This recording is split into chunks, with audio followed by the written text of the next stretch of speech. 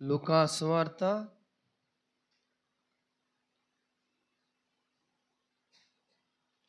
10వ అధ్యాయం.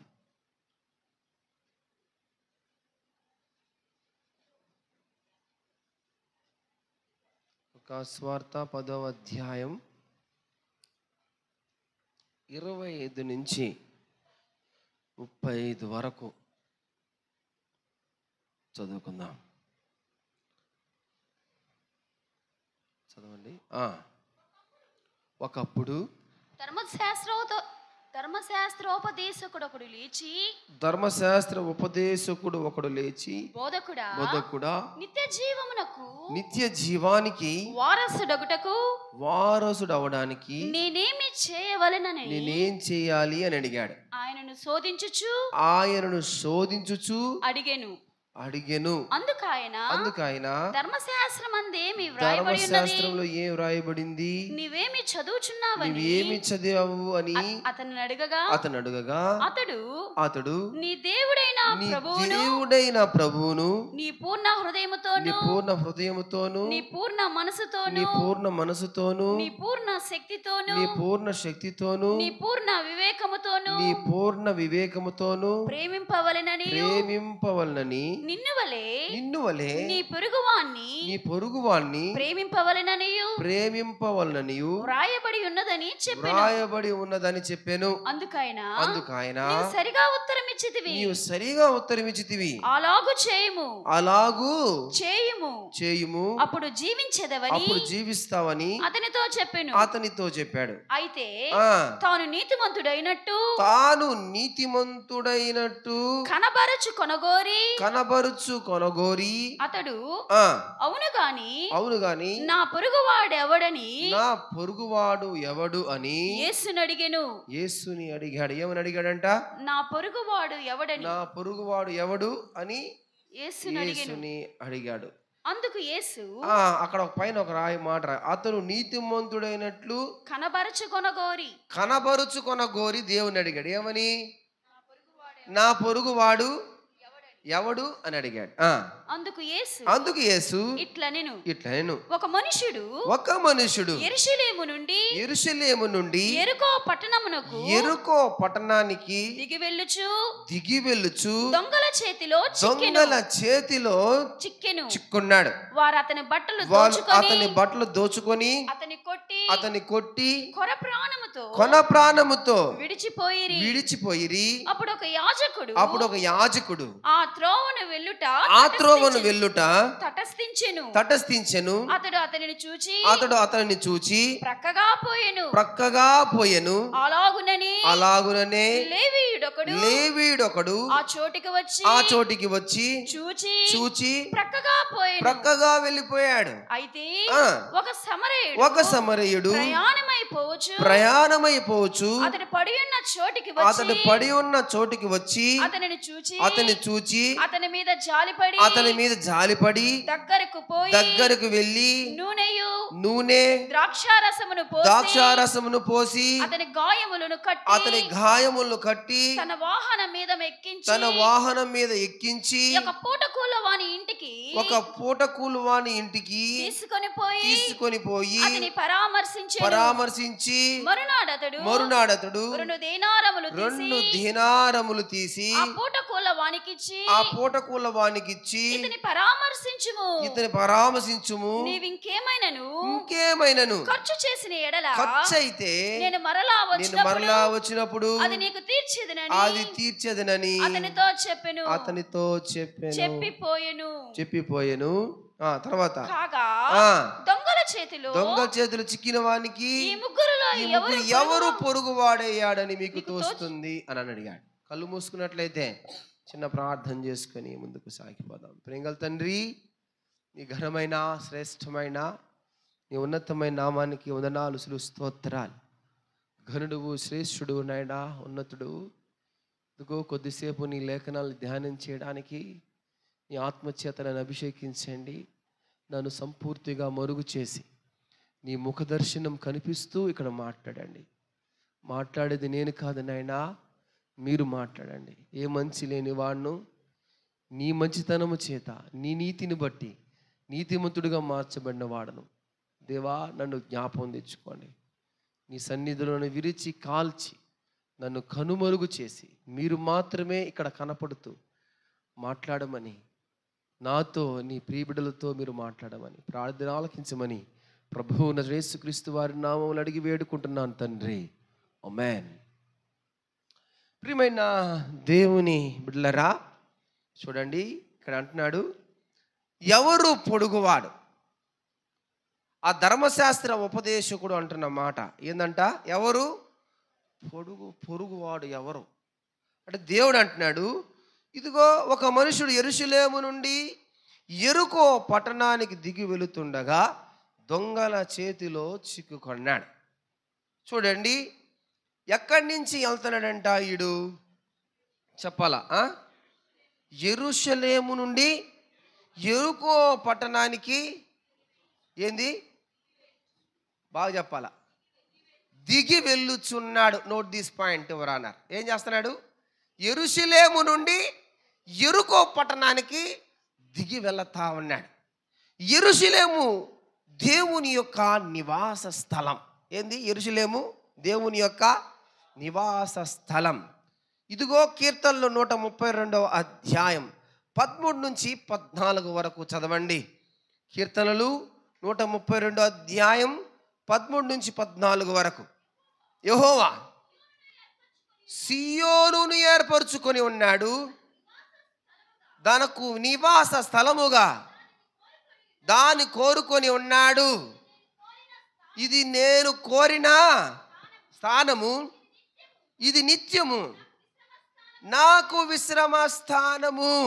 యెరూషలేమును దేవుడు తన సన్నిధి ఉండేలాగా, తన స్థలముగా, ఒక మంచి పట్టణముగా దాన్ని దేవుడు చూస్తూ ఉన్నాడు.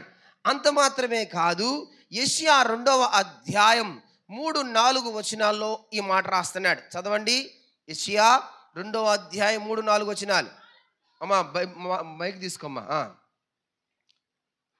ఆ కాలమున సియోనులో నుండి ధర్మశాస్త్రము, సియోనులో నుండి ధర్మశాస్త్రము, యెరూషలేములో నుండి యెహోవా వాక్కు బయలుదేరను. చాలు. దేవుని వాక్కు బయలుదేరే స్థలము ఏంది? యెరూషలేము. దేవుని మార్గములను మనకు నేర్పించే మందిరముగా ఉన్న పట్టణము యెరూషలేము. అంత మాత్రమే కాదు, 2వ దినవృత్తాంతములు 6వ అధ్యాయం 6వ వచనంలో ఇలా రాస్తున్నాడు. చదవండి. 2వ దినవృత్తాంతములు 6వ అధ్యాయం 6వ వచనం.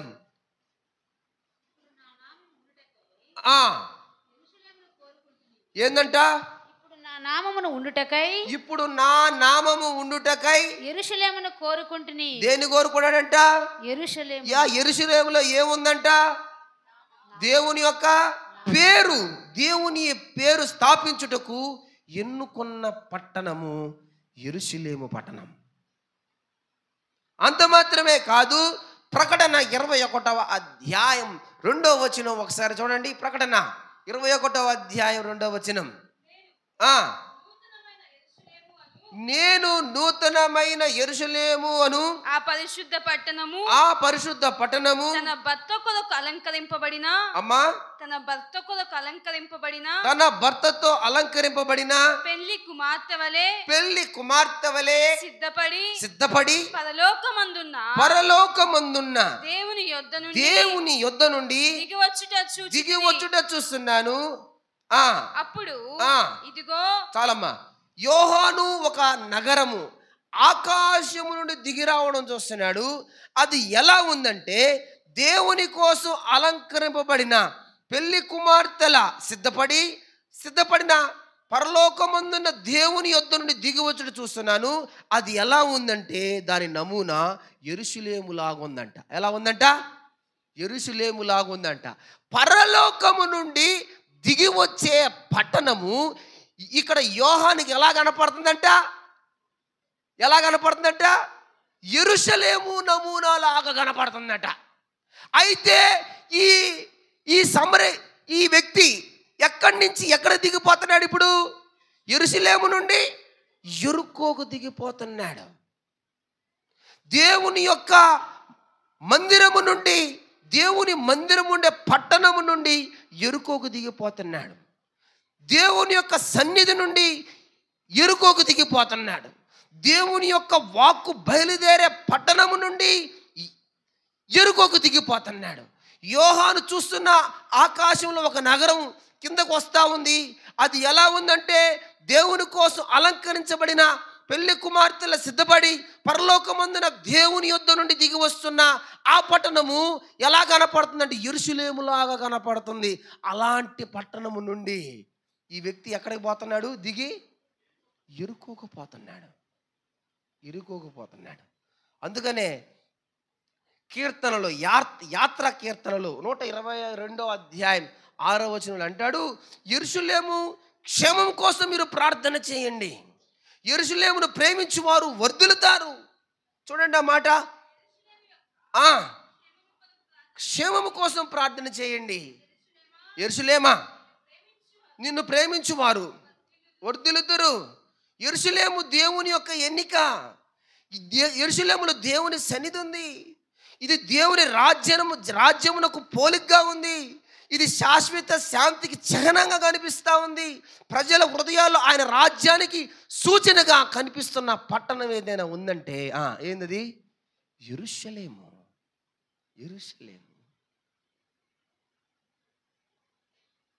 ఇంకొక అద్భుతమైన మాట చూపించమంటారా? యెషయా 31వ అధ్యాయం 5వ వచనం ఒకసారి చూడండి. యెషయా 31:5 నాన్న. పక్షులు ఎగురుచు తన పిల్లలను కాపాడునట్లు సైన్యములకు అధిపతియగు యెహోవా యెరూషలేమును కాపాడును. దాన్ని కాపాడుచు, అమ్మా విడిపించుచు దేవుని హస్తం యెరూషలేము మీద ఉంది. ఎవరి మీద ఉందంట? దేవుని హస్తం యెరూషలేము పట్టణం మీద దేవుని హస్తం ఉంది. యెరూషలేము రక్షించేది ఎవరు? ఆయనే. అటువంటి హస్తం ఉన్న పట్టణంలో నుండి ఈ వ్యక్తి ఎక్కడికి పోతున్నాడు? దిగుతున్నాడు. ఏంది? దిగుతున్నాడు. ఎక్కటంలా ఏం చేస్తున్నాడు? దిగిపోతున్నాడు. ప్రియమైన దేవుని జనాంగమా, దేవుడు యెరూషలేములో శాంతి, ఆనందం, సుభిక్ష ప్రవహింపజేస్తాను అంటున్నాడు. చూడండి యెషయా 66:12 అధ్యాయం చూడండి ఒకసారి. యెషయా 66:12. యెహోవా ఇలాగు సెలవిస్తున్నాడు, ఆలకించుడి. ఏందంట? నది వలె సమాధానం ఆమె యొద్దకు పారజేత్తును. మీరు జనముల ఐశ్వర్యమును అనుభవిస్తారు. అమ్మా ఒడ్డు మీద పొర్లిపారు జల ప్రవాహము వలె మీ యొద్దకు దానిని రాజేస్తాను. మీరు చంకనెత్తుకొనబడతారు, మోకాళ్ళ మీద అమ్మా ఆడింపబడతారు. ఒకని తల్లి ఒకని ఆదరించినట్లు నేను మిమ్మును ఆదరిస్తున్నాను. యెరూషలేములోనే మీరు ఆదరింపబడతారు. ఎక్కడ ఆదరింపడతారంట? యెరూషలేములోనే ఆదరింపబడతారు. యెరూషలేములో శాంతి ఉంది, యెరూషలేములో ఆనందం ఉంది, యెరూషలేములో సుభిక్ష ప్రవహింపజేస్తా ఉన్నాడు దేవుడు. అయితే ఈ యెరూషలేములో నుండి అతను ఎక్కడికి పోతున్నాడు? దిగి ఎరుకోకపోతున్నాడు. ప్రియమైన దైవ జనాంగమా, కొత్త ఆకాశం, కొత్త భూమికి యెరూషలేముకు పోలుస్తా ఉన్నాడు దేవుడు. ఏంది? కొత్త ఆకాశము, కొత్త భూమిని దేనితో పోలుస్తున్నాడు? యెరూషలేముతో పోలుస్తున్నాడు. చూడండి యెషయా 65వ అధ్యాయం 18 నుంచి 19 వరకు చదవండి. నేను సృజించుచున్న దాన్ని గురించి మీరు ఎల్లప్పుడూ హర్షించి ఆనందించుడి. నిశ్చయముగా నేను యెరూషలేమును ఆనందకరమైన స్థలముగా ఆమె ప్రజలను అందులో నివసించే ప్రజలను హర్షించే వారిగా ఉంటారు. సృజించుచున్నాను. నేను యెరూషలేమును గూర్చి ఆనందిస్తాను. నా జనులను గూర్చి హర్షించేదను. రోదన ధ్వని, విలాప ధ్వని అందులో ఉండదు. అందులో ఆనందకరమైన స్థలముగా, అందులో నివసించే ప్రజలు హర్షించే వారిగా, ఆ దేవుని ఆనందాన్ని ఇదిగో ప్రకటించే బిడలుగా, ఇదిగో అందులో నివసించే ప్రజలను నేను ఆనందింపజేస్తాను. అక్కడ రోదన ధ్వని కానీ విలాప ధ్వని కానీ అక్కడ ఉండదు. అంత ఆనందమే, అంత సంతోషమే, అంత సంతోషమే. నేను ఇదిగో యెరూషలేము పట్టణానికి దేవుడినే ఉన్నాను. అక్కడ నా హస్తం ఉంది. ఇప్పుడు ఇతను ఎక్కడి నుంచి ఎక్కడికి పోతున్నాడు మళ్ళీ చెప్పాలా? యెరూషలేము నుండి ఆనందకరమైన స్థలములో నుండి యెరికోకు పోతా ఉన్నాడు. ప్రియమైన దైవ జనాంగమా, యెహోవా యెరూషలేమును నివసిస్తున్న వారిని, జనములు దాని మీదకి వచ్చినప్పుడు వారిని నేను నాశనము చేస్తాను. ఎవరైతే యెరూషలేము మీదకి వస్తారో వాళ్ళని నేనేం చేస్తాను? నాశనం చేస్తాను. చూస్తా, అది కూడా జకర్యా 12వ అధ్యాయం 8 నుంచి 9 వరకు చదవండి. టక్క చదవాలా?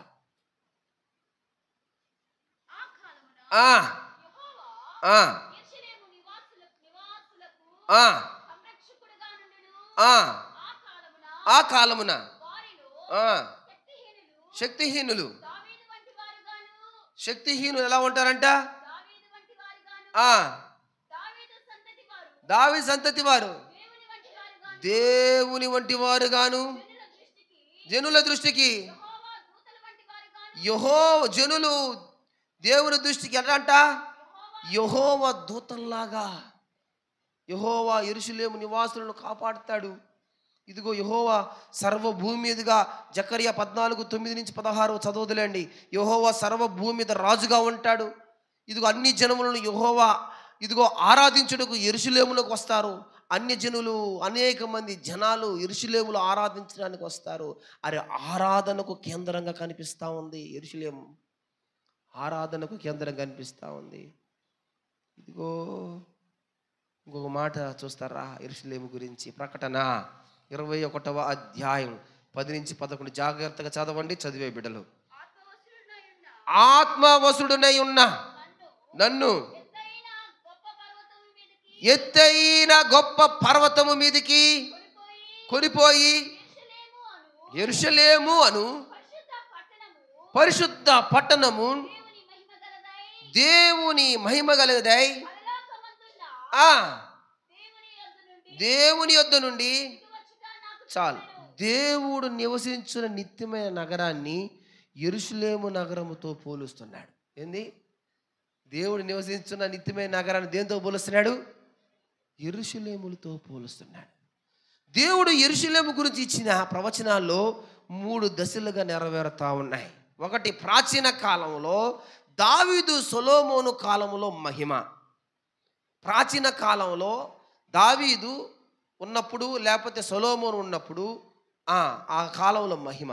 ప్రస్తుత కాలంలో యుద్ధాలు, తర్వాత ఏంది? పరీక్షలు మరియు పునరుద్ధరణ. భవిష్యత్ కాలంలో నూతన యెరూషలేము, శాశ్వత శాంతి మరియు దేవుని రాజ్యం.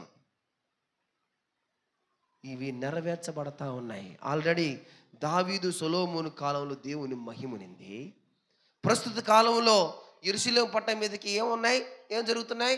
యుద్ధాలు, అనేకమైన పరీక్షలు, కొత్తగా నూతన పునరుద్ధరించుకోవడం జరుగుతూ ఉంది. భవిష్యత్ కాలంలో ఏం జరగబోతుందంటే, నూతన యెరూషలేము శాశ్వత శాంతిని మరియు దేవుని రాజ్యముగా ఏర్పడతా ఉంది. ఇటువంటి యెరూషలేమును వదిలి ఎక్కడికి పోతున్నాడు చెప్పాలా? యెరికో పట్టణానికి దిగి వెళుతుండగా, ప్రియమైన విశ్వాసి, నేను రాత్రి వాక్యము ధ్యానిస్తున్నప్పుడు దేవుడు నాకు కొత్త ఆలోచన ఇచ్చాడు. నాటి క్రైస్తవ విశ్వాసి జీవితాలు కూడా ఇలానే ఉన్నాయి. ఆత్మీయమైన ఉన్నతమైన స్థితిలో ఉండవలసిన వారు దిగజారిపోతున్నారు. ఎక్కవలసిన స్థితిలో ఉండవలసిన వారు ఇదిగో మెట్టు మెట్టుకు దిగిపోతా ఉన్నారు. విశ్వాస ప్రమాణాలను పోగొట్టుకుంటున్నారు. దేవుడు ఈరోజు మిమ్మల్ని అడుగుతున్నాడు, దేవుని చెంత నీవు ఉన్నావు, ఉన్నతమైన శిఖరాలు ఎక్కవలసిన నీవు ఏ విషయంలో నీవు దిగిపోతున్నావు? ఏ విషయంలో నువ్వు మెట్టు మెట్టుకు దిగిపోతా ఉన్నావు? దేవుడు నీ పైన పెట్టుకున్న నమ్మకాన్నా, లేకపోతే సహోదర ప్రేమనా, లేకపోతే దాతృత్వములోనా, ఇదిగో విశ్వాసములోనా, నిరీక్షణలోనా, నీకు ఇచ్చిన రక్షణలోనా, ప్రార్థన జీవితంలోనా, సంఘ జీవిత సాక్ష్యములోనా, వాక్య ధ్యానములోనా నువ్వు దిగుతున్నావు అంటే నువ్వు ఎక్కడికి ప్రయాణిస్తున్నావు చెప్పాలా? ఎరుకోకు ప్రయాణిస్తున్నావు. ప్రియమైన విశ్వాసి, ఎక్కవలసిన నీవు మెట్టు మెట్టుకు ఎక్కవలసిన నీవు దిగుతున్నావంటే నీలో నీ ప్రయాణము, నీ నడక ఎరుకోకి ప్రయాణిస్తూ ఉంది.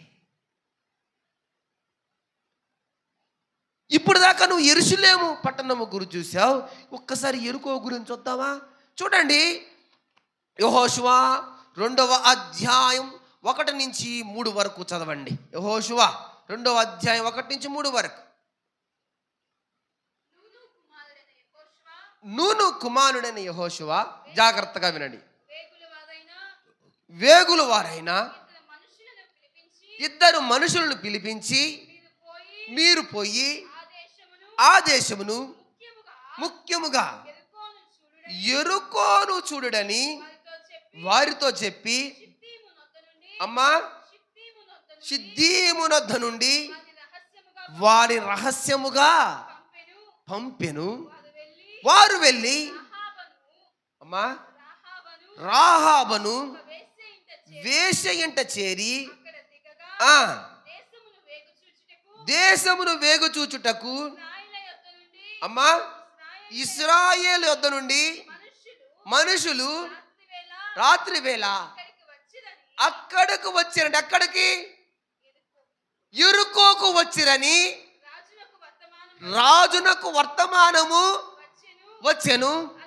అతడు యొద్దకు వచ్చి మీ ఇంట చేరిన ఆ మనుషులను వెలుపలకు తీసుకొని రమ్ము.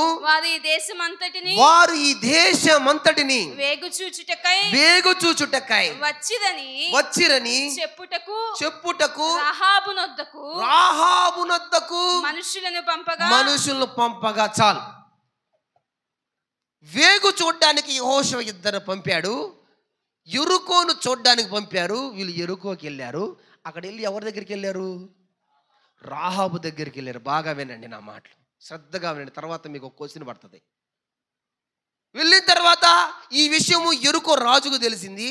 అక్కడ ప్రజలను ఏడకి పంపించారు? రాహా ఇంటి పంపించి ఇజ్రాయిల్ నుంచి వేగు చూడడానికి 2 వచ్చారు. వాళ్ళు ఎక్కడా అని అడిగారు. ఇదే సన్నివేశం బైబిల్లో ఒక దగ్గర జరిగింది. ఎక్కడ జరిగింది? ఇటువంటి సన్నివేశమే. ఇదిగో నీ దగ్గర వచ్చిన వాళ్ళని బయటికి పంపించు, మేము వాళ్ళతో వ్యభిచరించాలి అన్న వాళ్ళు ఎక్కడ? సొదొమ గొమొర్రా పట్టణాలు కనపడుతున్నాయి. ఇదిగో సొదొమ గొమొర్రా పట్టణాలకి ఏమీ తీసిపోయింది కాదు యెరికో.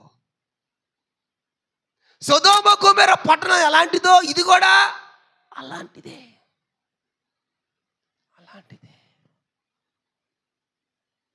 దేవుడు నాశనం చేయడానికి వచ్చిన పట్టణం ఇది.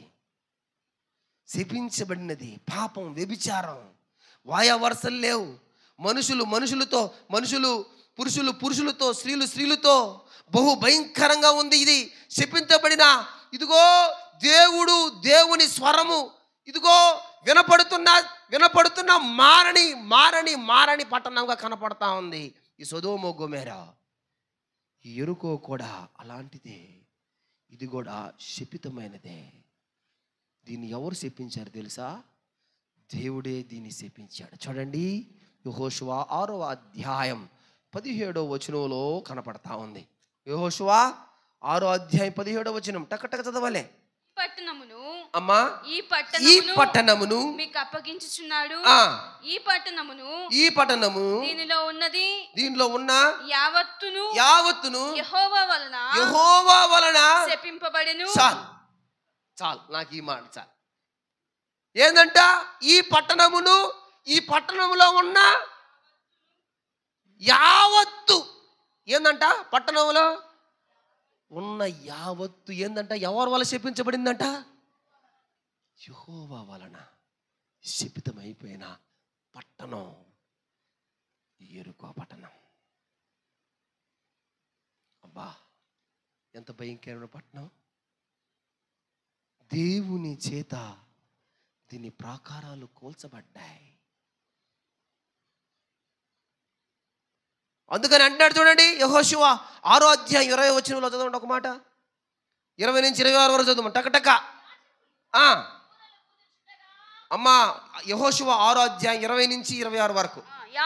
యాజకులు బూరలు ఊదగా ప్రజలు కేకలు వేశారు. ఆ బూరల ధ్వని విన్నప్పుడు ప్రజలు ఆర్భాటముగా కేకలు వేయగా ప్రాకారములు కూలిపోయాయి. ప్రజలందరూ తమ ఎదుటికి చక్కగా ఇశ్రాయేలు ప్రజలు ఇదిగో బూరలు ఊదగా దేవుడు ప్రాకారాలు పడిపోయిన వెంటనే ఇశ్రాయేలు ప్రజలు యెరికోలోకి ప్రవేశించి ఏం చేస్తున్నారు? చదవమ్మా. పట్టణమును ఏం చేశారంట? పట్టుకున్నారు. పురుషులనేమి స్త్రీలనేమి చిన్న పెద్దలందరినీ ఎద్దులను గొర్రెలను గాడిదలను ఆ పట్టణములోని సమస్తమును కత్తివాత సంహరించిరి. చాలు, ఇంక చాలమ్మా. ఏం చేశారంట? అందరూ పట్టుకొని కత్తి వాతతో సంహరించేశారు.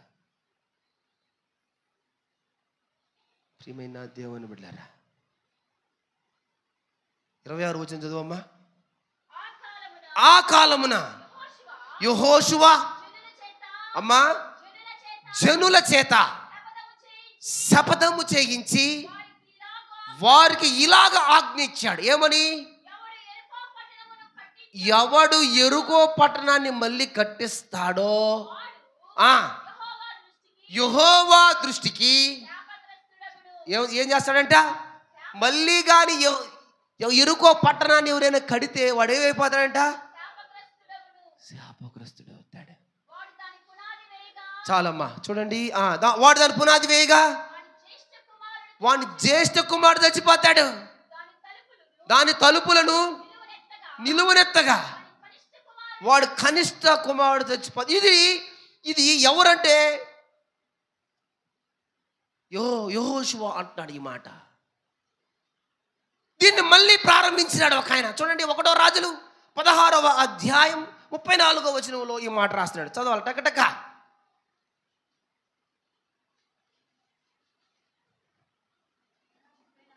అమ్మా 16:34 లేదమ్మా,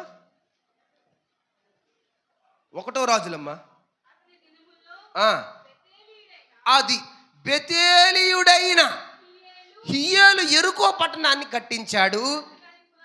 పునాది వేయగా ఏందంట? పునాది వేయగా పెద్ద చదువు మైక్ తీసుకో. పునాది వేయగా అభిరాము అను జ్యేష్ఠ పుత్రుడు ఏం చేశాడు? జ్యేష్ఠ పుత్రుడు చనిపోయాడు. దాని గవునులు నెత్తగా దాని తలుపులను గవునులు ఎత్తగా సెగూగు అను అతని కనిష్ట పుత్రుడు చనిపోయినాడు. ఇది శపితమైన పట్టణం. ఈ శపితమైన పట్టణంలోకి ఒక మనుషుడు దిగిపోతున్నాడు. ప్రియమైన విశ్వాసి, ఈ శపితమైన దాన్ని కోరుకునేవాడు ఇదిగో ఏమైపోయినాడంటే దొంగల చేత కొట్టబడుతున్నాడు. ఏంది? దేవుని సన్నిధి నుండి వెళ్ళిపోయే విశ్వాసి, దేవుని సన్నిధిని విడిచి ఇదిగో పాపంలోకి లోకంలో జీవిస్తున్న విశ్వాసి యెరికోకు ప్రయాణిస్తున్నాడు. యెరికోకు ప్రయాణించడంలో అతనికి ఏదైనా క్షేమం ఉందంటే, క్షేమం ఉందా? ఆ శాపం అయిపోయింది. ఏమి శాపం అయిపోయింది? దొంగల చేత కొట్టబడ్డాడు. రెండవదిగా వస్త్రహీనుడైపోయి ఉన్నాడు. మూడవదిగా కొన ప్రాణంతో ఉన్నాడు. ఏంది కొన ప్రాణం అంటే? ఐసీలో ఉండే వాళ్ళకి తెలుస్తుంది. కొన ప్రాణంతో కిడ్నీలు ఫెయిల్ అయిపోయి, గుండె హార్ట్ ఫెయిల్ అయిపోయి, ఊపిరితిత్తులు ఫెయిల్ అయిపోయి, గాలి పీల్చుకోలేని పరిస్థితుల్లో కొన ప్రాణంతో ఉన్నాడు. క్రైస్తవుని జీవితం కూడా అంతే. దేవుని సన్నిధిని విడిచి శపితమైన దాన్ని కోరుకుంటే సర్వాన్ని కోల్పోతావు, భక్తిని కోల్పోతావు, జీవితంలో ఎదుగుదల ఉండదు, ఒంటరి వాడు అయిపోతావు, ఆత్మీయమైన బలం తగ్గిపోద్ది, విలువలు పోగొట్టుకుంటావు, నీతిని పోగొట్టుకుంటావు, దేవుని కృపను పోగొట్టుకుంటావు, సాతాని చేతిలో బందీ అయిపోయి కొట్టబడతావు, నిరాశ నిస్పృహల్లోనికి వెళ్ళిపోతావు. ప్రియమైన దేవజనమా, బైబిల్లో ఈలాగనే ఒక ఆమె ఉంది. ఆమె బెత్లెహేము అనే రొట్టెలను వదిలి ఎక్కడికి పోయింది? ఏమి మోయాబు దేశానికి వెళ్ళింది. భర్త చనిపోయాడు, 2 పిల్లలు చనిపోయారు, 2 కోడలకు గాను ఇదిగో ఒక ఆమె, ఒక కోడలు, అత్త ఇదిగో నీకు నాకు ఇంతే అని చెప్పి ముద్దు పెట్టి వెళ్ళిపోయింది. ఇదిగో 2 మిగిలారు.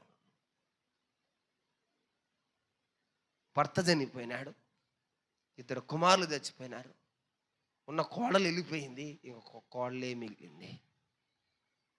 మధురము నుండి మరగా మారిపోయింది. దేవుని మీద యాష్టపోతా ఉంది, దేవుని మీద నింద వేస్తా ఉంది. రొట్టె నిండు నుండి బయలుదేరింది నీవే. నీ స్వయంకృత అపరాధాల వలన మనిషి కృంగిపోతున్నాడు, స్వయంకృత అపరాధాల వలన మనిషి దిగజారిపోతున్నాడు, స్వయంకృత అపరాధాల వలన మనిషి పాపంలో పడిపోతున్నాడు, స్వయంకృత అపరాధాల వలన ఇదిగో నీకు నీవే శాపాన్ని కొని తెచ్చుకొని దేవుని మీద నింద వేసే స్థితికి వెళ్ళిపోతున్నాడు. ప్రియమైన దైవజనమా, ప్రియమైన విశ్వాసి, నువ్వు ఉండాల్సింది యెరికోలో కాదు కదా, నువ్వు ఉండాల్సింది మోయాబులో కాదు కదా, నువ్వు ఉండాల్సింది గాజులో కాదు కదా, నువ్వు గాజులో కాదు కదా నువ్వు ఉండాల్సింది. నువ్వు ఉండాల్సింది దేవుని మందిరము ఉన్న యెరూషలేము పట్టణములో కదా, దేవుని సన్నిధిలో కదా నువ్వు ఉండాల్సిందే. దేవుని సన్నిధి నుంచి నువ్వు వెళ్ళిపోతే లోకంలో కొట్టబడతావు, నష్టాన్ని చేకూర్చుకుంటావు, నీ చేతులే నీ కళ్ళును పొడుస్తాయి, దేవుని నిందించే స్థాయికి వెళ్ళిపోతావు. నువ్వు చేసిన తప్పుకు బాధ్యుడు దేవుడు కాదు కదా, దేవుడు కాదు కదా. ఇజ్రాయేలు ప్రజల కోసం నిన్ను సృష్టిస్తే ఇదిగో నువ్వు ఫిలిప్పీల అమ్మాయికి ఇష్టపడి ఇదిగో ఫిలిప్పీలతో నువ్వు ఇదిగో బియ్యం అందుకొని నువ్వు కొట్టబడ్డావు. దేవుని కోసం బ్రతకకుండా, దేవుడు జీవించమన్నట్టు జీవించకుండా పిచ్చి వేషాలు వేస్తే సర్వాన్ని కోల్పోతావు. సాంసోను పరిస్థితి కూడా అంతే, దిగజారిపోయినాడు, పాపంలో చేదైన అనుభవాలు చవి చూస్తున్నాడు. బలశాలే ఓడిపోయినాడు. 1000 మందిని గాలి దవడతో 1000 మందిని చంపిన వాడే ఓడిపోయినాడు.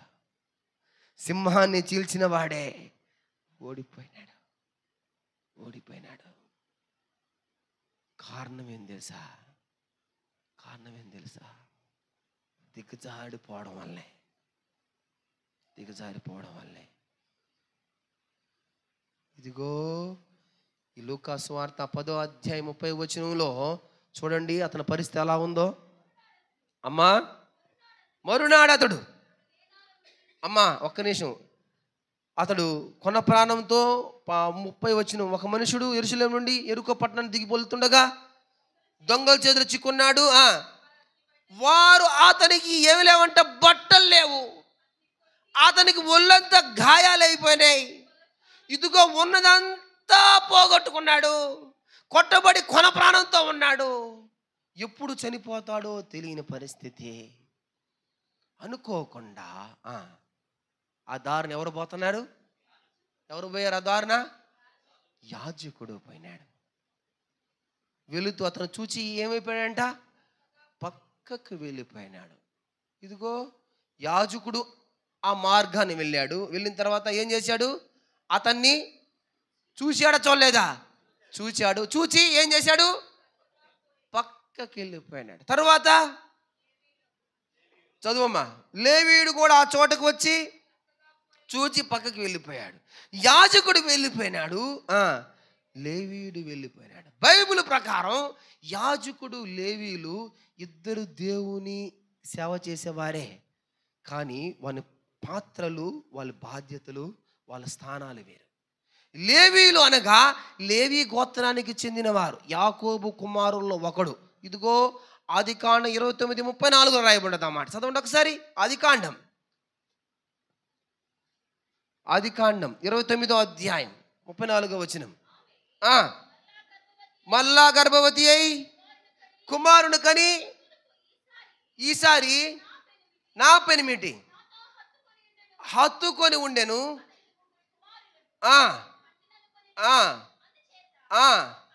అతనికి లేవి అని. దేవుడు లేవి గోత్రాన్ని తన సేవకు ప్రత్యేకంగా వేరు చేశాడు. ఈ యాకోబు కుమారుల్లో నుంచి వచ్చిన ఒకడు ఈ లేవి గోత్ర వంశం. వీళ్ళు ఏం చేసేవాళ్ళయ్యా అంటే, ఈ లేవి గోత్రికులు వీరు దేవాలయానికి సంబంధించిన సేవలు చేసేవాళ్ళు. ఏం చేసేవాళ్ళు? దేవాలయానికి సంబంధించిన వెనకున్నోళ్ళు నిద్రపోబాకండి. చిన్న సాయి చూడాలి అమ్మ, మీరందరూ జాగ్రత్తగా వినండి. వీరు దేవాలయానికి సంబంధించిన సేవలు చేసేవాళ్ళు. పాత్రలను శుభ్రపరచడం, గుడారాలను ఆభరణ, ఇదిగో ఆ దేవుని మందిరాన్ని, దేవుని గుడారంను శుభ్రంగా నీటిగా ఉంచడం, ఆ దేవునికి సంబంధించిన ఆభరణాలను మోసుకొని పోవడం, అంత మాత్రమే పాటలు పాడడం మొదలైన పనులు చేసేవాళ్ళు ఈ లేవీలు. లేవి సంఖ్యాకాండం 3:9 చూడండి. సంఖ్యాకాండం 3:9 టకటక. నీవు లేవీయులను అహరోనుకును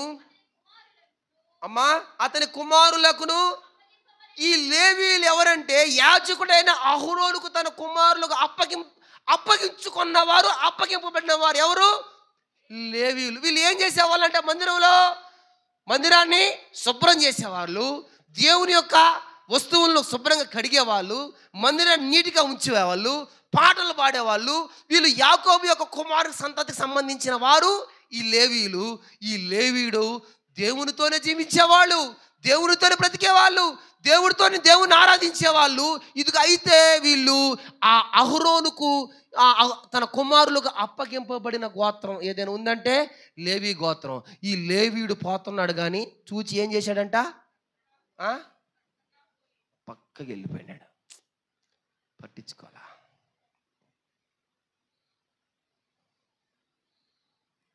తర్వాత ఎవరు పోయారంటమ్మా?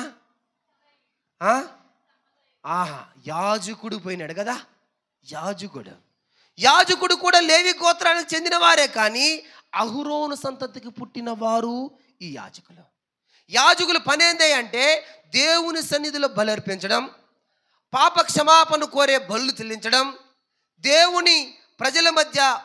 దేవునికి ప్రజలకు మధ్యవర్తిగా ఉండడం. అహరోను అతని కుమారులు నా యాజకులు అని దేవుడే పిలుచుకున్నాడు. వీళ్ళు యాజకత్వం చేసేవారు. వీళ్ళు ఎలా ఉండేవాళ్ళంటే పవిత్రులుగా ఉండాలా, ఇదిగో శరీర ఆత్మ శుద్ధిగా కాపాడుకోవాలా, పాపముల నుండి ఇదిగో దూరంగా బ్రతకాలా. వాళ్ళకి నిబంధనలు ఉన్నాయి. అలాంటి వాడు కూడా ఈ యెరికో పట్టణంలో దారిలో కూడా పోతా ఉన్నాడు. పోతా ఆయన ఏదో ఊరికి పోతున్నాడు. పోతా యెరికో పట్టణంలో కొట్టబడిన వాడిని చూచి ఏం చేశాడు? పక్కకి వెళ్ళిపోయినాడు. ఎవరు పట్టించుకోవాలా? లేవీడు పట్టించుకోలేదు. ఏంది? యాజకుడు పట్టించుకోలేదు.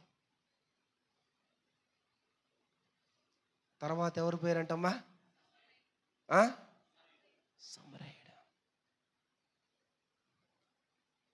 ఈ సమరయులు ఎవరంటే, ఇశ్రాయేలు 2 రాజ్యాలుగా విభజింపబడిన తర్వాత, బాగా వినాల, ఇశ్రాయేలు 2 రాజ్యాలుగా విభజింపబడిన తర్వాత ఉత్తర రాజ్యమేమో ఇజ్రాయేలు, దక్షిణ రాజ్యమేమో యోధా. ఇజ్రాయేలుకి ఎంతమంది ఉండేవాళ్ళు రాజులు? 10 మంది రాజులు. యోధాకి 2 రాజులు. వీళ్ళు ఈ సమరయులు దేనికి సంబంధించిన వాళ్ళు అంటే ఉత్తర రాజ్యానికి సంబంధించిన వాళ్ళు సమరయులు. యూదులు సమరయులతో వ్యవహరించరు. ఎందుకంటే ఇక్కడ ఒక చిన్న కథ ఒకటి ఉంది. అస్పిరియా రాజు సమరయుని జయించినప్పుడు కొంతమంది ఇశ్రాయేలును బ్రతికి మిగిలి ఉన్నారు. వారిలో వీరిలో వారు కలిసిపోయారు. ప్రజలు కలిసిపోయారు. దాంతో వారి రక్త సంబంధం, ఇదిగో వాళ్ళ ఆరాధన పద్ధతి మొత్తం కలిసిపోయింది గనుక యూదులు ఈ సమరయులతో చేరరు. వీళ్ళు దూరంగా పెడతారు. అయితే ఆ మార్గాన్ని ఎవరు పోతున్నారు? సమరయుడు పోతున్నాడు. సమరయుడు పోయి అతన్ని చూచి, ఎవరిలాగా చూచాడు? లేవీలాగానే, యాజకుల్లాగానే చూచి ఏం చేశాడు? చూచి అతని మీద కనికరపడ్డాడు. ఏం పడ్డాడంట? కనికరపడ్డాడు. అతని దగ్గరికి పోయాడు. నూనె, ద్రాక్షారసము పోసి గాయములు కట్టాడు. తగిన వాహనం మీద ఎక్కించుకొని పూటకూలి వాని వద్దకు తీసుకొని వెళ్ళి అతను పరామర్శించాడు. ఇప్పుడు నేనంటాను, సమరయుడా, నీ దగ్గర నూనె ఎక్కడిది? నీ దగ్గర ద్రాక్షారసం ఎక్కడిది?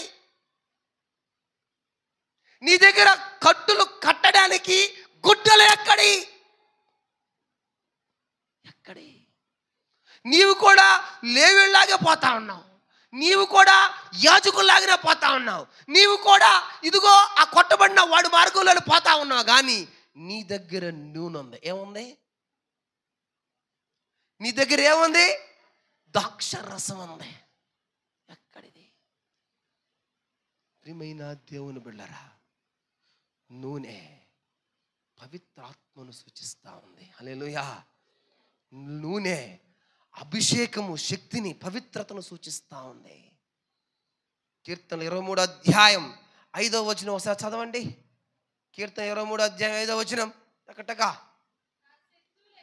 అమ్మా, నా శత్రువుల ఎదుట, మైకి చదువుకో తల్లి, మైకి చదువుకో, మైకి తీసుకో. నా శత్రువుల ఎదుట నీవు నాకు భోజనము సిద్ధపరిచితివి. నూనెతో నా తల అంటే ఏందంట? నూనెతో అభిషేకం. అభిషేకం పవిత్రాత్మను సూచిస్తా ఉంది. ద్రాక్షరసము, యేసు ద్రాక్షరసము దేని సూచిస్తా ఉంది తెలుసా? యేసు యొక్క రక్తాన్ని సూచిస్తా ఉంది. నూనెమో పవిత్రాత్మను, అభిషేకాన్ని సూచిస్తే, ద్రాక్షరసమేమో యేసు రక్తాన్ని ప్రతీకగా ఉంది. ఆయన మన పాపముల కొరకు రక్తము చిందించెను. మత్తయి సువార్త 26వ అధ్యాయం 27 నుంచి 28 వరకు చదవండి. టకటక.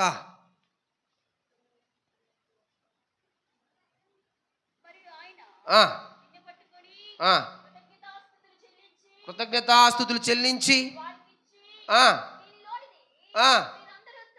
దీనిలోనిది మీరందరూ తాగుడి, నా రక్తము పాప క్షమాపణ నిమిత్తం. చాలమ్మా. నిబంధన రక్తం, ద్రాక్షారసము దేవుని రక్తాన్ని సూచిస్తూ ఉంది. నూనె అభిషేకానికి శక్తిగా, పవిత్రాత్మను సూచిస్తూ ఉంది. అయితే గాయపడిన మనిషి ఏం సూచిస్తున్నాడు తెలుసా? పాపములో పడిపోయిన వాడుగా కనపడుతున్నాడు. ఏంది? గాయపడిపోయిన మనిషి ఎవరంట? పాపములో పడిపోయిన వాడు. సమరయుడు ఎవరు తెలుసా? నా ప్రజలు నన్ను గుర్తించటం లేదు. నా ప్రజలే, నేను ఎన్నుకున్న ప్రజలే, నా సొత్తు అని పిలుచుకున్న ప్రజలే, వాళ్ళను గుర్తించటంలా. ఎవరు గుర్తించలా? లేవీయుడు ఇదిగో ఈ సమరయుడు గుర్తించలా, యాజకుడు ఈ సమరయుడు గుర్తించలా. ఇదిగో ఈ సమరయుడు దేనికి సూచనగా ఉన్నాడంటే క్రీస్తుకు సూచనగా ఉన్నాడు. దేనికి సూచనగా ఉన్నాడు? క్రీస్తు సూచనగా ఉన్నాడు. సత్రం వాడిని తీసుకుపోయి ఎక్కడ పెట్టాడు ఆయన? పూటగుల్లో వాళ్ళు. సత్రం ఏం తెలుసా? దేవుని సంఘం. ఏంది? దేవుని సంఘం. ప్రియమైన విశ్వాసి, ముగిచ్చేస్తాను నేను. అయితే సత్రానికి వెళ్ళి ఆయన వాడితో గడిపాడా?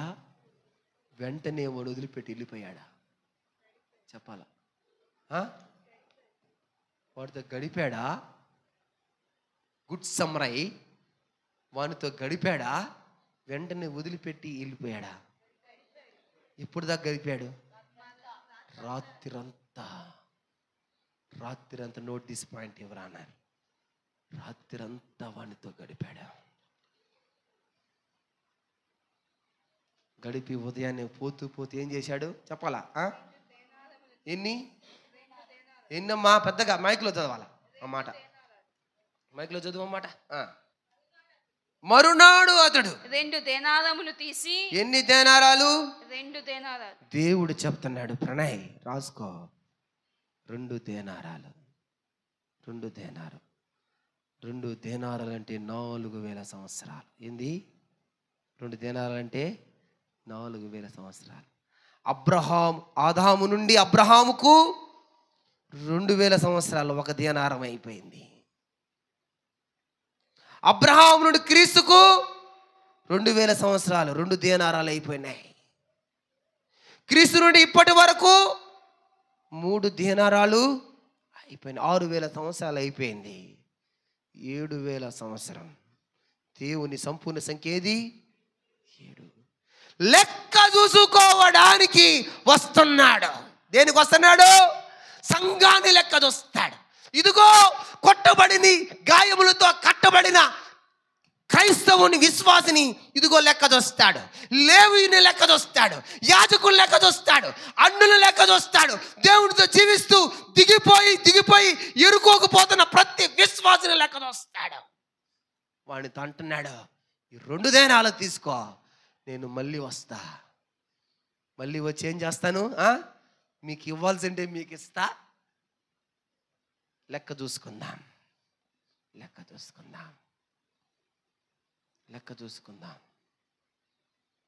ఒకడికి 1 దీనారముని ఇచ్చాడు, ఒకడికి 2 దీనారాలు ఇచ్చాడు, ఒకడికి ఎన్ని ఇచ్చాడమ్మా? 1, 2, 3, 5 కదా?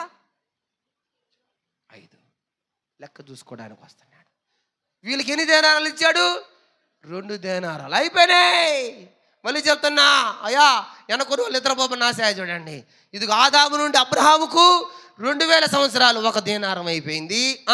తర్వాత అబ్రహాము నుండి క్రీస్తుకు 2000 సంవత్సరాలు 2 దేనారాలు అయిపోయినాయి.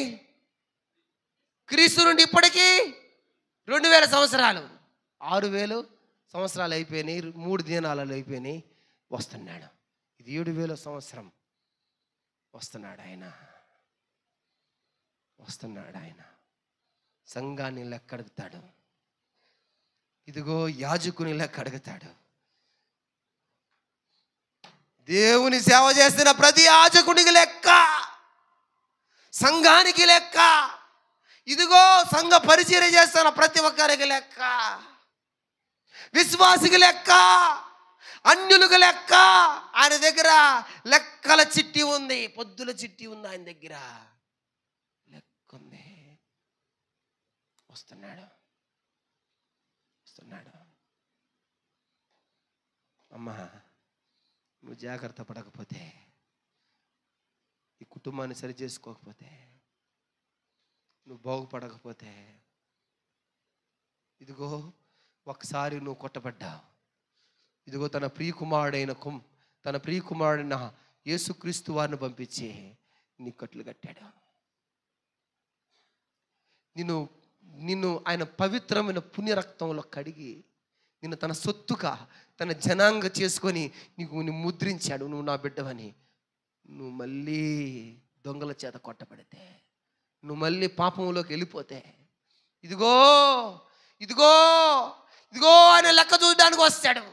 ఇదిగో సంఘం చెబుతుంది, అయ్యా మేము నువ్వు అప్పగించినా, ఇదిగో ఆ కట్టులతో కట్టబడినా, ఇదిగో అతన్ని అయ్యా నువ్వు అప్పగించిన ఆ 2 దినాలకు మేము అతనికి ఎంతగానో పరిచయం చేశాం, అతను శుద్ధి అయ్యి బాగుపడిపోయి ఇదిగో మా దగ్గరే సేవ చేస్తున్నాడు అని చెప్తారా?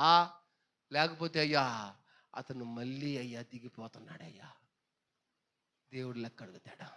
అయ్యా మళ్ళీ అతను ఎరుకోకు దిగిపోతున్నాడు, అయ్యా మళ్ళీ అతను పాపంలోకి వెళ్ళిపోయాడు, మళ్ళీ అతను దిగసారిపోతున్నాడు, ఇదిగో అతను బాగుపరచలేకపోతున్నా అని ఇదిగో సంఘమే సత్రమే దేవునికి లెక్క చెప్పే రోజు మన పరిస్థితి ఏమైపోద్దో ఒకసారి గమనించాలా. ప్రియమైన దైవజనమా, ప్రియమైన దేవుని బిడ్డలారా, ఇదిగో నీ గురించి సాక్ష్యం చెప్పాలి సంఘం, నీ గురించి సాక్ష్యం చెప్పాలా యాజకుడు, నీ గురించి సాక్ష్యం చెప్పాలా అన్యులో.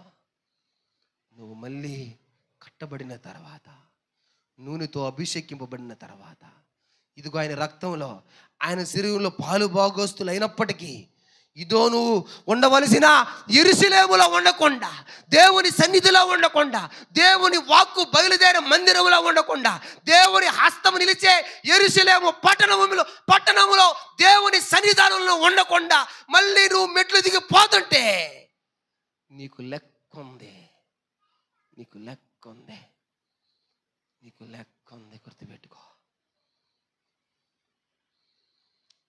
చిన్న పొరపాటైనా కనుమరుగవునా, తీర్పు దినమందు ప్రతిదీ లెక్కే కదా. చిన్న పొరపాటైనా కనుమరుగవునా, తీర్పు దినమందు ప్రతిదీ లెక్కే కదా. తెలియకుండగలదా నా జీవితం నీకు, దాచి ఉంచగలనా నీ కనుదృష్టి యందు. చిన్న పొరపాటైనా కనుమరుగవునా, తీర్పు దినమందు ప్రతిదీ లెక్కే కదా. చిన్న పొరపాటైనా కనుమరుగవునా, తీర్పు దినమందు ప్రతిదీ లెక్కే కదా. సొలొమోను చేసిన పాపం పతనానికి దారి తీసెగా, సంసోను చేసిన పాపం తన మరణానికి హేతువయ్యగా. దేవుని చెంత విచారించని ఆసారాజుకు అరికాళ్ళలో పుండు పుట్టెగా.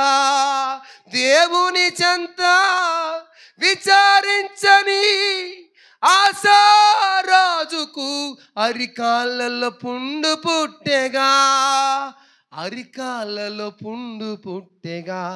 చిన్న పొరపాటైనా కనుమరుగవునా, తీర్పు దినమందు ప్రతిదీ లెక్కే కదా.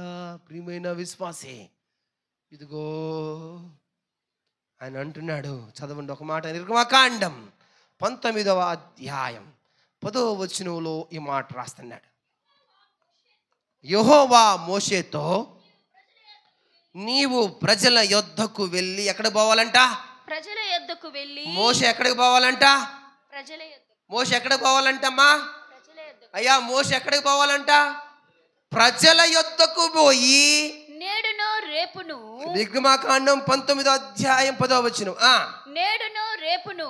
నేడు రేపు రేపును వారిని పరిశుద్ధపరచుము. వారిని పరిశుద్ధపరచుము. వారు తమ బట్టలు ఉదుకుకొని వాళ్ళు తమ బట్టలు ఉతుకుకొని మూడవ నాటికి సిద్ధముగా ఉండవలెను. సిద్ధముగా ఉండవలెను. మూడవ నాడు యెహోవా ప్రజలందరి కన్నుల ఎదుట సీనాయి పర్వతము మీదికి దిగివచ్చును. ఏందంట? చదువమ్మా. నీవు చుట్టూ ప్రజలకు మేరలు ఏర్పరిచి మీరు ఈ పర్వతము ఎక్కవద్దు, దాని అంచును ముట్టవద్దు. భద్రము సుమి, ఈ పర్వతము ముట్టు పర్వతము ఎవడైతే ముట్టతాడో ప్రతివాడు మరణ శిక్ష తప్పక విధింపబడవలెను. చాలమ్మా. యెహోవా మరలా మోషేకు ఆజ్ఞాపిస్తాడు, నువ్వు ప్రజల దగ్గరికి వెళ్ళి ఈరోజు నేడు రేపు వారిని ఏం చేయాలంట? 2 దినాలు అయిపోయినాయి. ఏంది?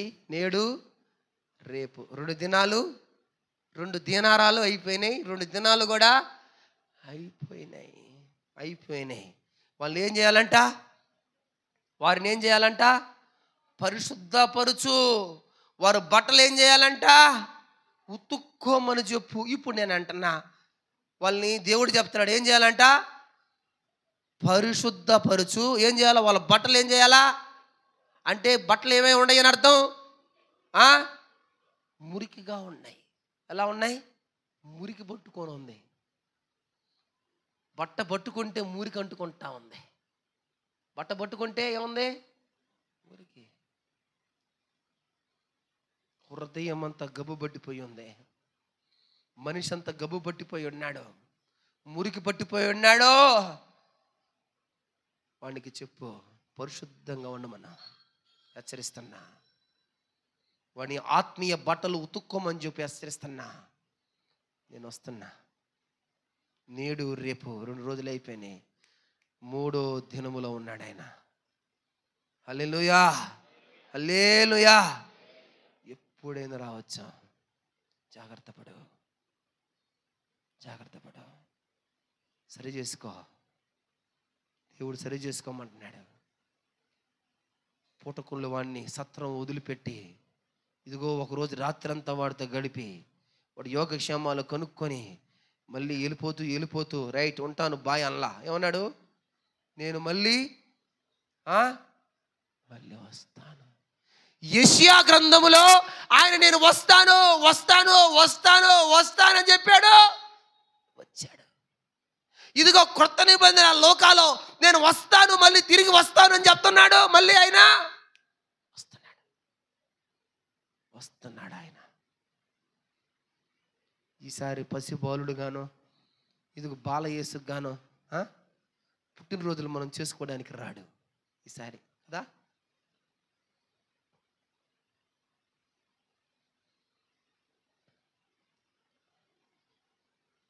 కొదమ సింహంలాగా దిగుతున్నాడు. ప్రతి ఒక్కరూ లెక్క అప్పచెప్పాల్సిన రోజు ఉంది. అమ్మా, నాతో కలిపి మీరు కూడా లెక్క అప్పచెప్పాలి. వాక్యం చెప్తున్నానులే, ఏదో మీటింగ్స్ జరుపుతున్నా నన్ను వదిలేస్తాడా? నువ్వు సరి చేయబడకుండా, ఇదిగో ఉండవలసిన స్థానంలో ఉండకుండా, గౌరవప్రదమైన స్థానంలో నువ్వు ఉండకుండా, యెరూషలేములో నువ్వు ఉండకుండా, దేవుని పట్టణంలో నువ్వు ఉండకుండా, దేవుని సన్నిధిలో నువ్వు ఉండకుండా, దేవుని వాక్కు ప్రత్యక్షమయ్యే ప్రదేశంలో నువ్వు ఉండకుండా, దేవుడు ఇష్టపడిన ఇదిగో యెరూషలేములో ఉండకుండా, దేవుని పట్టణానికి ఇదిగో నమూనా ఉన్న యెరూషలేమనే దేవుని మందిరములో దేవుని సన్నిధిలో నువ్వు ఉండకుండా నువ్వు దిగిపోతూ ఉంటే ఎరుకోకి ఆయన మళ్ళీ తిరిగి వస్తున్నాడు. నువ్వు నేను లెక్కప్ప చెప్పవలసిన వారమే ఉన్నాం.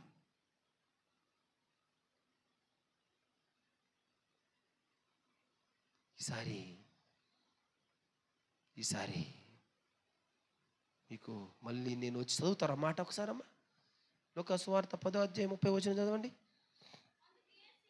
అందుకు యేసు ఇట్లాగన్నాడు, ఒక మనుషుడు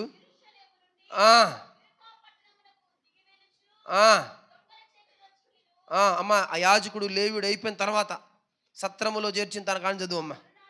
మరునాడతడు 2 దీనారములు తీసి ఆ పూట కూల వానికి ఇచ్చి పరామర్శించుము, ఇంకేమైనను ఖర్చు చేసిన ఎడల నేను మరలా వస్తాను. ఏం చేస్తాడంట? ఏం చేస్తాడంటమ్మా? తీరుస్తాడు. ఏం తీరుస్తాడు ఆయన? ఏం తీరుస్తాడంట ఆయన? తీర్పు తీరుస్తాడు. ఏం తీరుస్తాడు? తీర్పు. తిరిగి రాబోతున్నవాడు సామాన్యుడే కాదా? సామాన్యుడే కాదా? తీర్పు తీర్చడానికి వస్తున్నాడు. నువ్వు సరిచేయబడ్డావా లేదా అని చూడ్డానికి వస్తున్నాడు. నా రక్తము ద్వారా ఇదిగో విమోచన, క్రయధనము ద్వారా, విమోచన క్రయధనము ద్వారా ఇదిగో నిన్ను కొన్న దేవుడు నువ్వు ఎట్లాగున్నావో చూడ్డానికి వస్తున్నాడు. నీకోసం అవమానపరచబడి, నీకోసం కొట్టబడి, నీకోసం తన్నబడి, నీకోసం గుద్దబడి, నీకోసం మొహం మీద ఉమ్మేచుకొని ఇదిగో ఆ సిలువ మీద యాగమై ఇదిగో నీకు ఇచ్చిన రక్షణను ఆయన గమనించడానికి వస్తున్నాడు. గమనించడానికి వస్తున్నాడు. ఎలా ఉన్నావు? ఎలా ఉంది నీ జీవితం? ఉత్తిది అనుకుంటున్నావా?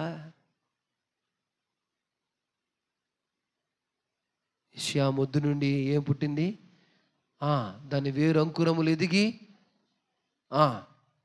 వచ్చాడు. మళ్ళీ చెప్తున్నాడు, నీ కట్లు కట్టే. నువ్వు కొట్టబడితే నిన్ను ఆదరించా, నువ్వు పాపంలో ఉంటే నిన్ను బయటకు తీసుకొని వచ్చా, నువ్వు ఎన్ని కోట్లు ఇచ్చినా ఇదిగో నీ పాప రుణముదు ఇదిగో తీర్చబడినప్పుడు నా రక్తం ఇచ్చా, నా ప్రశస్తమైన పుణ్య రక్తం, పరిశుద్ధ రక్తముతో నిన్ను కడిగా, నూనెతో నిన్ను అభిషేకించా, ద్రాక్షారసమనే నా రక్తముతో నిన్ను ఇదిగో ఆత్మీయ అభివృద్ధిలోకి తీసుకొని వచ్చా, నీ కట్లు కట్టే, నిన్ను సత్రమని దేవుని మందిరములో నిన్ను పెట్టా. నేను మళ్ళీ వస్తా. ఆఫ్ చేయండి అమ్మా, ఫోన్ ఆఫ్ చేయండి అమ్మా. వస్తా, నిన్ను చూస్తాను వచ్చి. సత్రాన్ని లెక్కడగతా. ఎట్లా ఉన్నాడు సత్రమా? నువ్వెట్లాగ చూసావు? నువ్వెట్లాగ చూసుకున్నావు? ఎవరిని వదలడు మా. నేను 2 చేతులు జోడించి చెప్తున్నానమ్మా, ఎవరిని వదలడమ్మా. నువ్వు నేను లెక్కప్ప చెప్పాల్సిన వాళ్ళమే ఉన్నావమ్మా. తీరుస్తాడంట బాకీ. ఈసారి తీర్చే బాకీ ఆయన మళ్ళీ ఆయన తిరిగిచ్చే రక్తం కాదమ్మా, ఆయన మళ్ళీ కొట్టబడ్డం కాదమ్మా. ఇదిగో నువ్వు దేవునితో ఉంటే, నీ రక్షణ నువ్వు కాపాడుకుంటే నిన్ను పరలోకంలో ఉంచుతాడు. ఒక్కవేళ ఆయన వచ్చే నాటికి, లేకపోతే నువ్వు ఇక్కడ ఈ భూలోకాన్ని వదిలి నువ్వు పరలోకం, నువ్వు మళ్ళీ ఆయన దగ్గరికి వెళ్ళే నాటికి నువ్వు పరిశుద్ధంగా కానీ లేకపోతే నరకానికి వేస్తాడు నిన్ను. డిసైడ్మెంట్ అయిపోద్ది అక్కడ నీ జీవితం. డిసైడ్మెంట్ అయిపోద్ది నీ బ్రతుకు. మేనా దేవుని జనాంగమా, ఎలా ఉన్నావు? 2 దినారాలు అయిపోయినాయి, 3వ దినారం కూడా అయిపోయింది. ఇదిగో వస్తున్నాడు. జాగ్రత్త పడుతున్నావా? జాగ్రత్త పడకపోతే కన్యకల్లాయికి అయిపోతే నీ బ్రతుకు కూడా. జాగ్రత్త పడకపోతే విడవబడిన కన్యకల్లాగా అయిపోతే నీ స్థితి కూడా. జాగ్రత్త పడకపోతే ఇదిగో నీ జీవితం అంతమైపోతే. జాగ్రత్త. సరి చేయబడదామా ఆయన బల దగ్గర? కళ్ళు మూసుకోండి. దేవా సరిచేయి, మా బ్రతుకులను సరిచేయి, మా జీవితాన్ని సరిచేయి. మాకు నువ్వు తప్ప ఇంకెవరు అవసరం లేదు. ఒకప్పుడు నేను కూడా పాపంలో ఉన్నప్పుడు నీ పుణ్య రక్తంతో నన్ను కడిగావు దేవా. నీ ప్రశస్తమైన రక్తంతో నన్ను కడిగావు దేవా.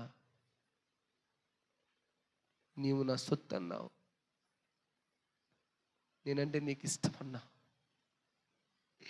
లేవీడు వదిలిపోయాడు, యాజకుడు వదిలిపోయాడు, నువ్వు మటుకు వదిలిపోలే. చాలి పట్టావు, కృప చూపించావు, నూనెని పోసి ద్రాక్షారసాన్ని పోసి నా పాపం అనే గాయాలను కట్టావు. నేను ఎరుకోకు దిగిపోతున్నప్పుడు, శపితమైన పట్టణంలోకి వెళ్ళిపోతున్నప్పుడు, నేను కొట్టబడినప్పుడు, గాయపరచబడినప్పుడు, కొన ప్రాణంతో ఉన్నప్పుడు నన్ను పాప ఊబిలోంచి బయటికి తీసుకొని వచ్చావు. ఓ బోల్డంత మంది నా బంధువులు ఉన్నప్పటికీ నన్ను మాత్రమే పిలుచుకున్నావు.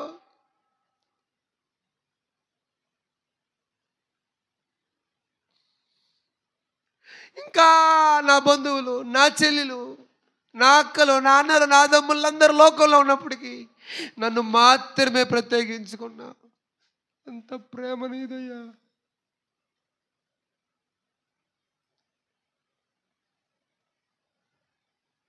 అభిషేకింపబడిన వాడిగా, అభిషేకింపబడిన దానిగా నువ్వు మార్చబడలేదా? నువ్వు మళ్ళీ పాపంలోకి వెళ్ళిపోతావా?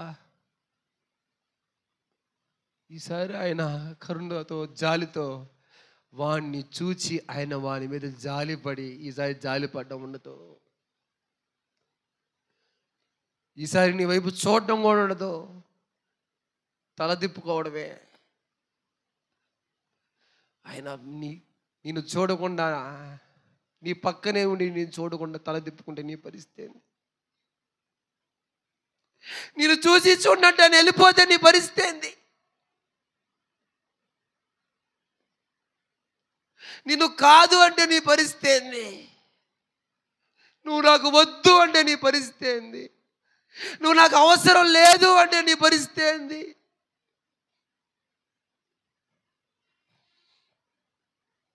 నరకానికేగా.